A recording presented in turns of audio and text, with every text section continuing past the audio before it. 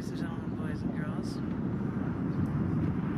my husband is leaving me here in the street to start his brewers meeting. How lucky I am, I guess.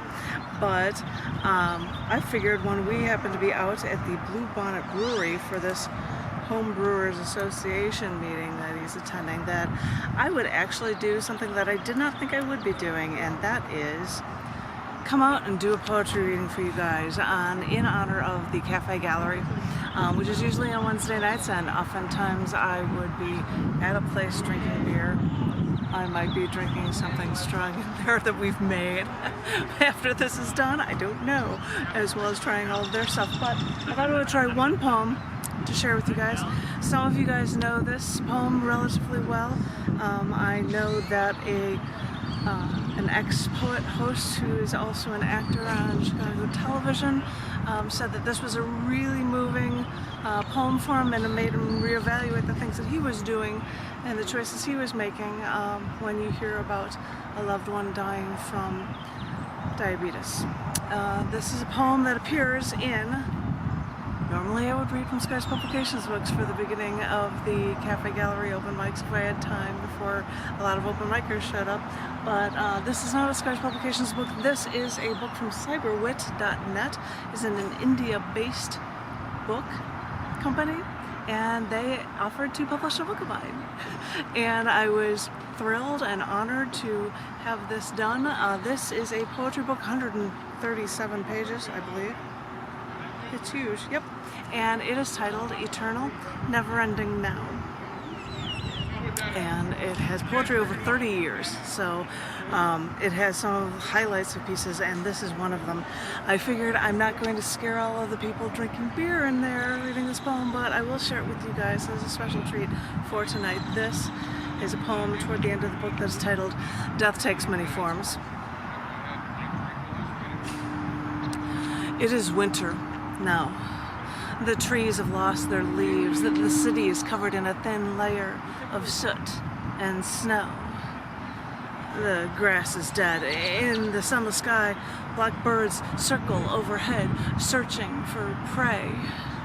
An eerie cold settles over everything. Nothing is growing anymore. Death takes many forms. For you, death first came when you were 5 years old. Your mother had to give you 3 shots of insulin a day until you could take a needle to yourself. Did it hurt to push that needle into your arm the first time? Or did it hurt you more to know you had no choice? Death takes many forms. Death can be someone telling you without trying that they're losing their eyesight. Behind Coke bottle glasses, you would see me and say, "That's a nice black suit you're wearing." And I would tell you, "It's green." And you wouldn't believe me. You wouldn't hear the howling wind of the changing seasons. Death takes many forms. I know what follows the autumn wind. It is winter now. Do you remember when it happened? The changes are subtle. The temperature drops, first only slightly. It's almost imperceptible. Only when the first snow falls do you realize where all the seasons have gone. Death takes many forms. Death can be a sweat-soaked shirt, the shakes, dizziness when you needed food. You would look as pale as a ghost as I would hold your cold, wet arm to steady you. Quick, some sugar will make everything better. Isn't everything better yet? Death takes many forms. I said goodbye to you to travel my own road, but I didn't think it was the last goodbye. Death takes many forms. The signs of death can come when you lose your circulation. My feet are numb, Janet. You'd say, "I can't feel my feet anymore." And I would rub your feet for you. And you would say it makes a difference, that you feel better. If only I could do this forever. Death takes many forms. I said goodbye to you to travel my own road, but I didn't think it was the last goodbye. How was I to know? When I left, I knew you didn't want me to go. and now it's my turn. Why are we always saying goodbye to each other? Are you trying to teach me a lesson? Because if you are, well, I've learned it. Trust me, I have. You can come back now. Death takes many forms, and now it seems you take me down with you. You've taken me down into that casket with you. And I'm running my hands along your jacket lapel, and I can feel the coldness of winter all around me, and I can hear them shoveling the dirt over my head, and I want to get out, and I want to take you with me. Death takes many forms. Death can be that hole you left, you know, right over here, just a little to the left. I keep wondering when the pain will go away, when everything will be better. You once showed me that winters could be beautiful.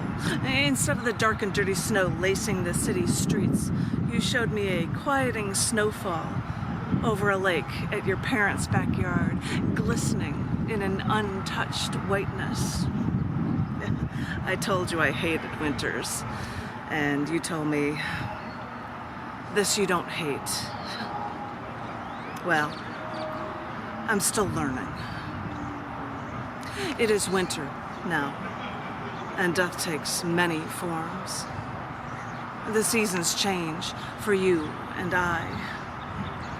It is snowing, and something is ending. It is sowing. Somewhere, it is snowing.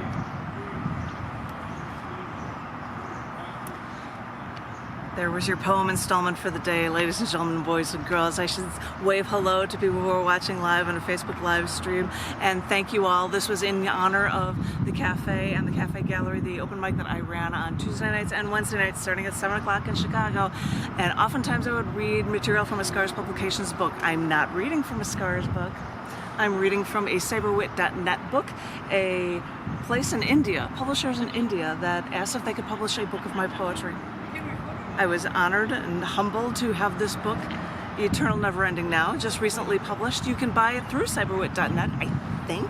They publish lots of books, but I think that my book is still on their front page, which is double plus cool. But you can also see it through Amazon if anybody's interested in it. I would like to thank each and every one of you out there. I hope everyone has gotten their vaccine, and I hope that everyone is being safe and also remaining creatively inclined. So, because that is my job as the host of an open mic, and even when here in Austin, Texas now. But I hope everyone is being safe and everyone is being good.